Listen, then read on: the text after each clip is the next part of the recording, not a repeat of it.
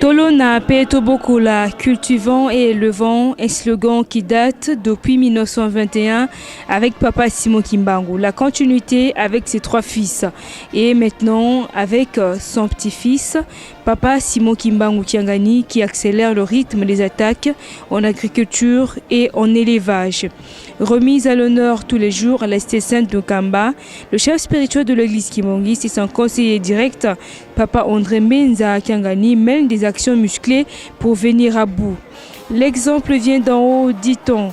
Le chef spirituel et son conseiller direct ont procédé ce samedi 4 août 2012 à la cérémonie de plantation des arbres fruitiers à la cité sainte de Kamba. Un mot de circonstance des jeunes a suffi pour expliquer la quintessence de la dite cérémonie.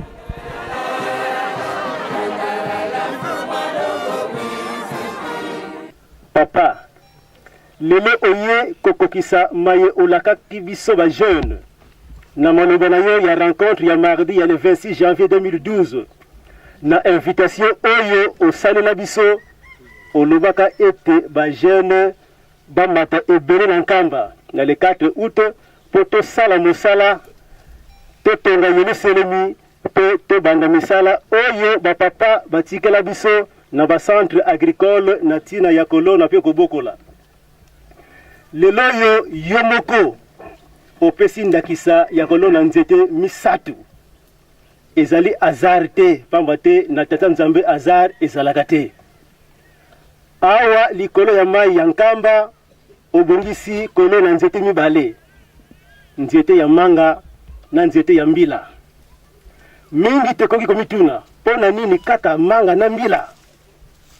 Nzete ya manga ezali elembo ya liboso ya malobo ya papa Dengenda Kuntima oyo elonamaka na 5 mois na 1989 na esobe oyo elonamaka ngambo na ngambo na cimetière ya Ngombe Kinsuka.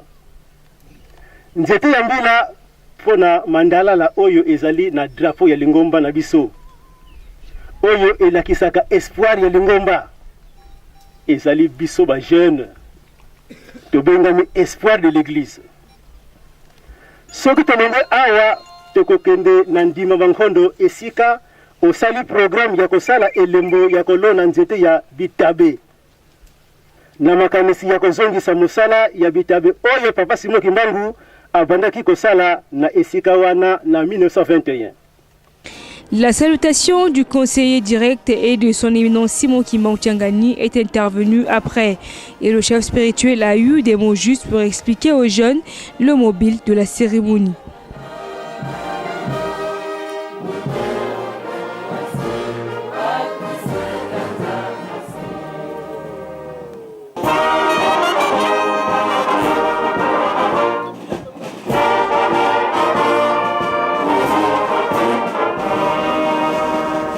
Kimbangisme oye! Kimbangisme oye! Kimbangisme oye!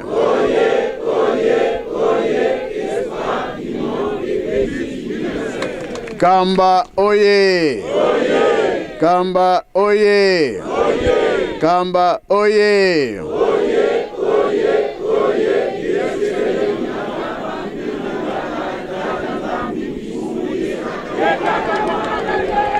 Bajeune oye! Bajeune oye! Bajeune oye!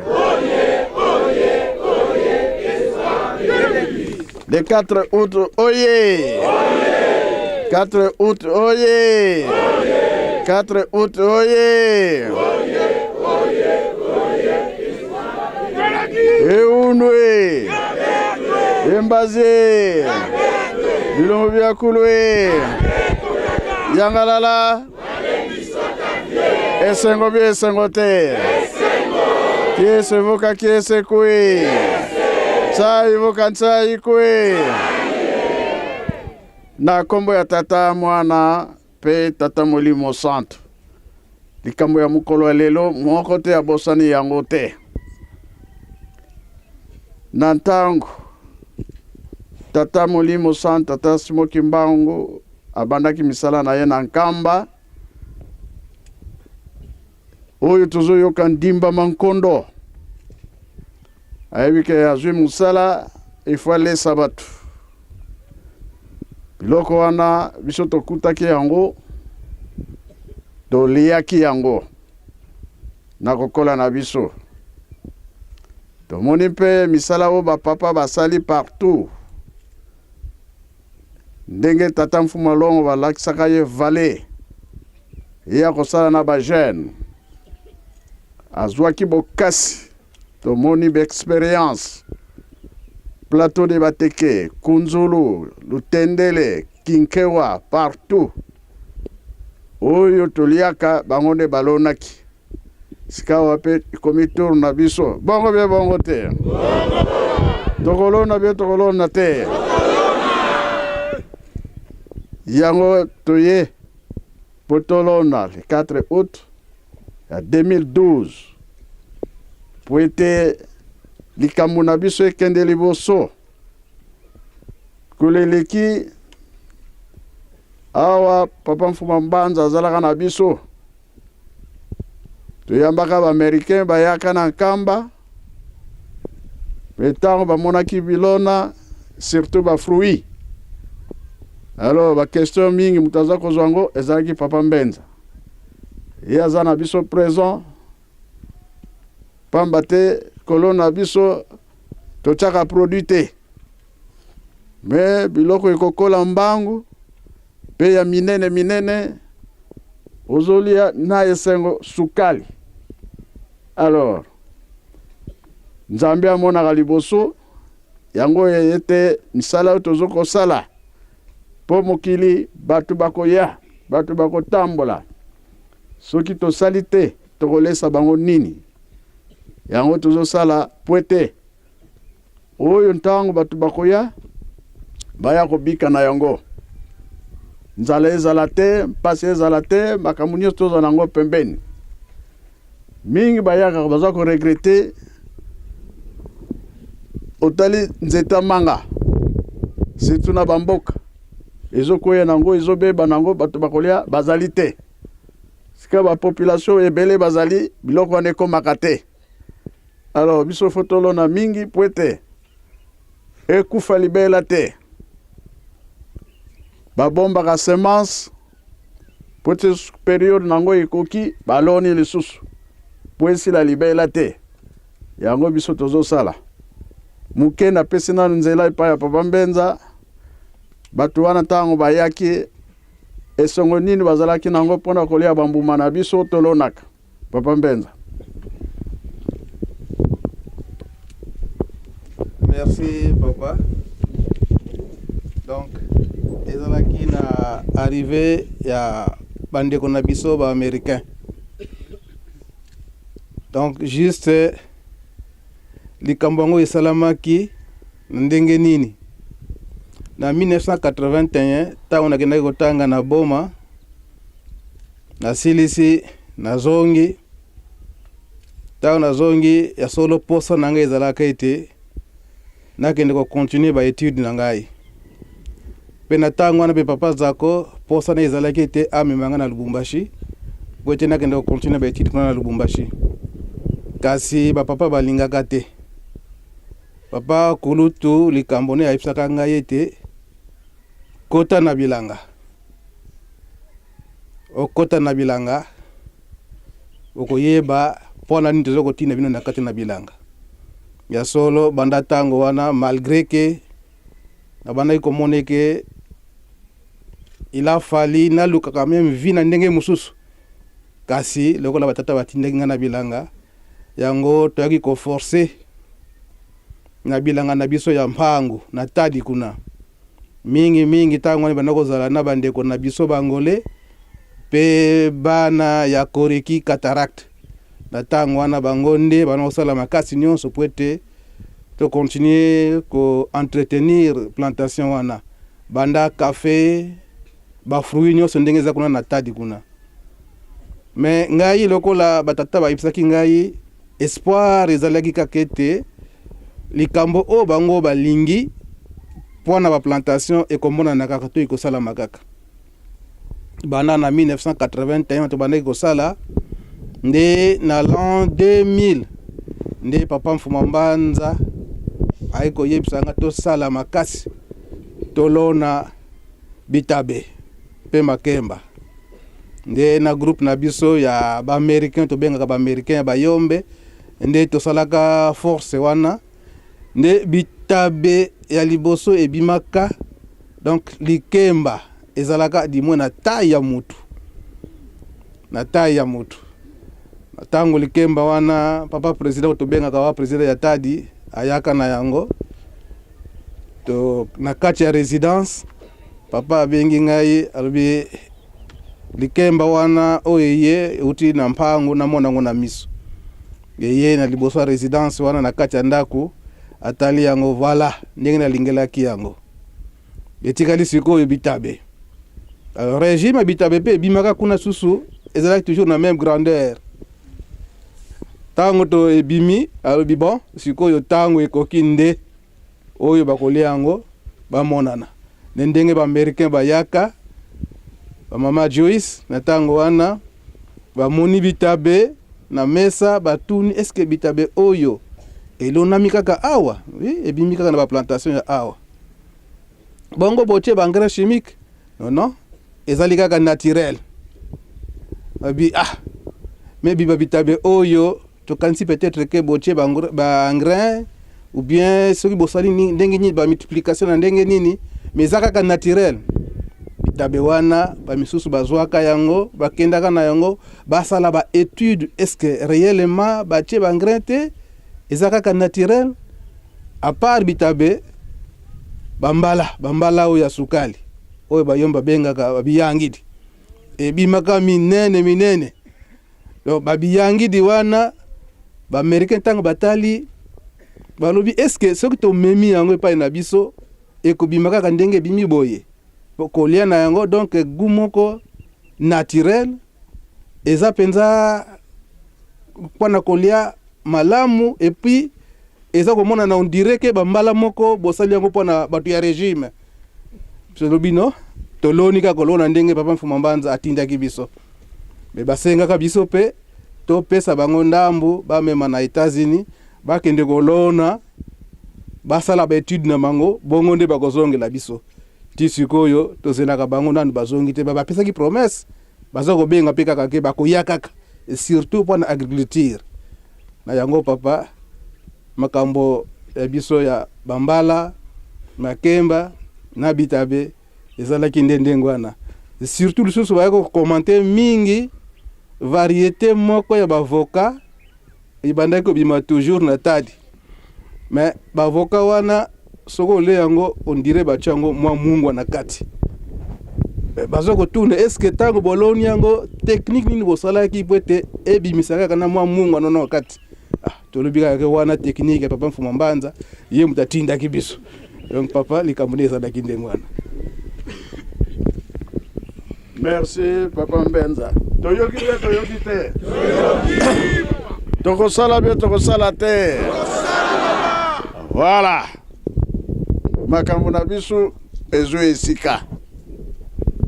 Oyo tokosala na nkamba esala mape partout. Tolo na peto bokola. Eza likambo ya biso ba jeune ya batu mususu te. Oyo toliaka balonaka yango. Ekomi pe tour na biso tolo na pe ba mususu ba yakolia bongo be bongo te. Soza makasi ya kosala misala wana tosilisi na kombo ya tata mwana pe tata Mulimo Santo. Amen.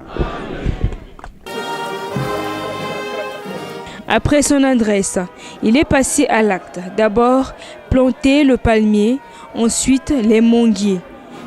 Le tout sous le rythme de la fanfare kimbanguiste.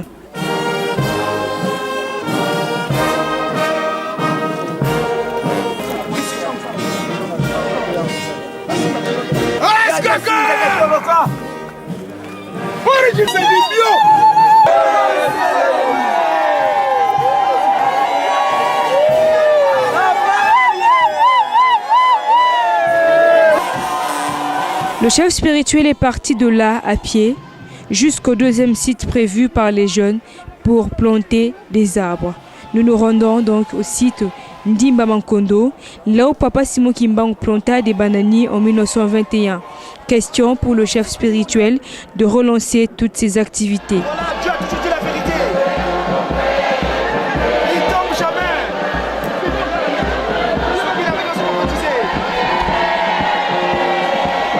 La marche a duré quasiment une demi-heure.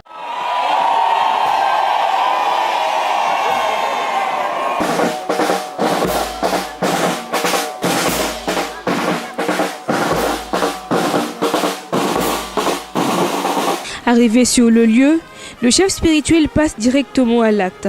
Le conseiller direct par André Mezakiangani est à ses côtés. L'agronome fait également son travail. Cette fois-ci, c'est un bananier que le chef spirituel va planter.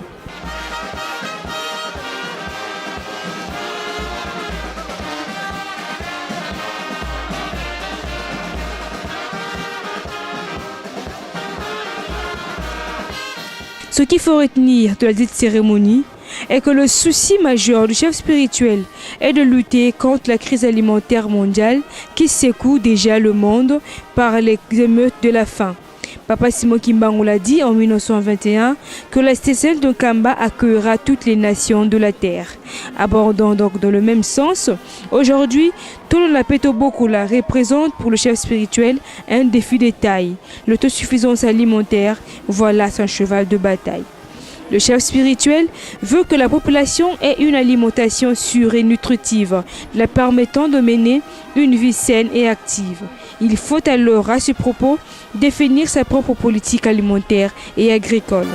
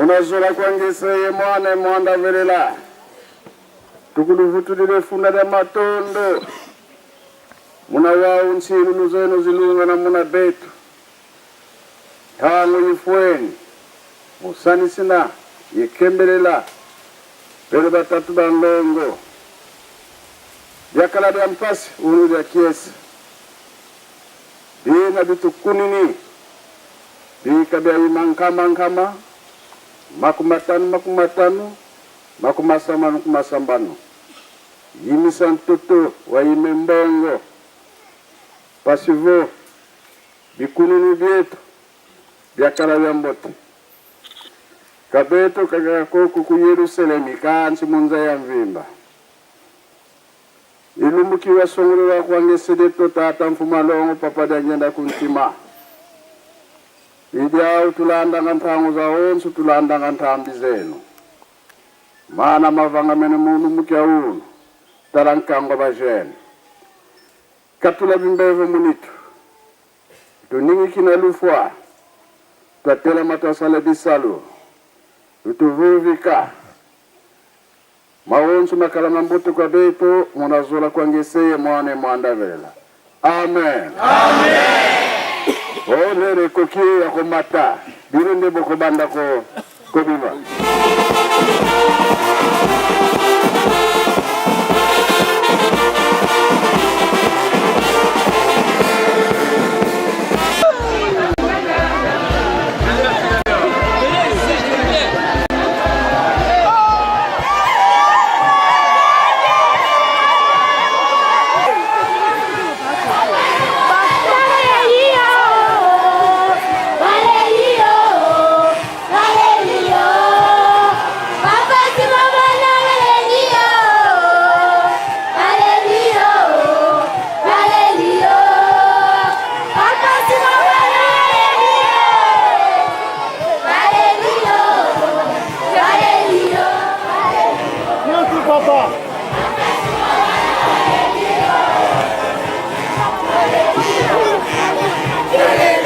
Faute grave. Longtemps, l'agriculture a été oubliée des politiques du développement. Et voilà que ce samedi 4 août 2012, le chef spirituel explique d'une manière à une autre aux jeunes quel chemin prendre pour repenser l'agriculture et l'élevage qui ont un immense défi de nourrir l'humanité. Voilà la réponse immédiate et urgente, comme le souligne ici le conseiller direct du chef spirituel au cours d'une interview. Durant toute ma vie, les parents me parlaient toujours de plantation. Quand ils me parlaient de plantation, notamment, je peux dire, en date du 16 août 1972, Papa Mfumambanza, Papa de Lungana Kiangani, va me prendre, nous étions seulement à D. Donc, il me prend un matin, aux environs de 9h. Nous sommes partis vers la route, là où se trouvait le cimetière de Mamouilou. Nous sommes allés jusque là où Papa Simon Kimbangu avait réussi son Kawalolenda. Nous sommes montés, nous sommes seulement à D. Donc, Papa Mfumambanza, Papa Jalungana Kiangani et moi. C'est sans protocole, sans surveillant. Nous sommes descendus vers les bas. Alors maintenant, nous sommes arrivés à un endroit. Nous sommes retirés de la route, donc en brousse. Dans cet endroit n'avait pas des herbes. Donc ce qu'on dit, notamment en Kikongo, Kanga. Alors, on a commencé par la prière. Après la prière, donc, moi j'avais commencé et lui il avait clôturé, le Papa Mfumambanza. Enfin maintenant, après la prière, il va me donner la machette. Il me donne la machette, dire qu'à partir d'aujourd'hui, je t'apprends comment déboiser, comment cultiver. Parce que il me dira ceci, sans nourriture, l'homme ne peut pas vivre. Et sans cultiver, on ne peut pas avoir. Donc, enfin, maintenant, nous sommes descendus. Il y avait une forêt. Il m'a montré l'endroit où moi je devais commencer. Et lui aussi, il avait son endroit là. Et nous avions commencé à couper la forêt, donc déboiser. Nous avons commencé à déboiser. Nous avions débuté aux environs de 10h et jusqu'à 15h. À 15h, on a terminé. Maintenant, on a clôturé avec la prière. Après la prière, nous sommes montés. Alors, comme je venais de le dire, là où nous étions avec papa, en 1981, après mes études, parce que j'allais terminer à Boma, il a failli continuer à l'université. Mais les papas n'ont pas voulu. Et c'est là où papa qui est lequel va me dire, agrippe-toi au sol. Alors dans tout cela, moi je ne comprenais pas. Je vais me rappeler encore en 1992, 91, en Banzangulungu, le 17 mars, Papa Fumalongo va dire ceci et qu'il va demander à la population de s'agripper au sol. Quand on va s'agripper au sol, à la population, bon, là où il y a, les papas sont là, il y a des kimbanguistes et des non-kimbanguistes aussi, ils assistent. Agrippez-vous au sol. Parce que quand il y a l'abondance, il n'y aura pas de faim. Et quand il n'y a pas la faim, il n'y aura pas de dispute. Donc, agrippez-vous au sol. Quand vous allez vous agripper au sol, il y aura abondance. Quand il y a l'abondance, il n'y aura plus de faim. Et s'il n'y a pas la faim, il n'y aura pas de dispute. Donc, dans tous ces sens-là, c'est ceux qui m'ont donné des leçons. Dire peut-être, il faut, ce n'est pas peut-être même, il faut s'agripper au sol comme les papas ont demandé pour arriver à anéantir la faim et surtout pour qu'il y ait la paix dans le monde. C'est là où il y a à manger, il y a toujours la paix.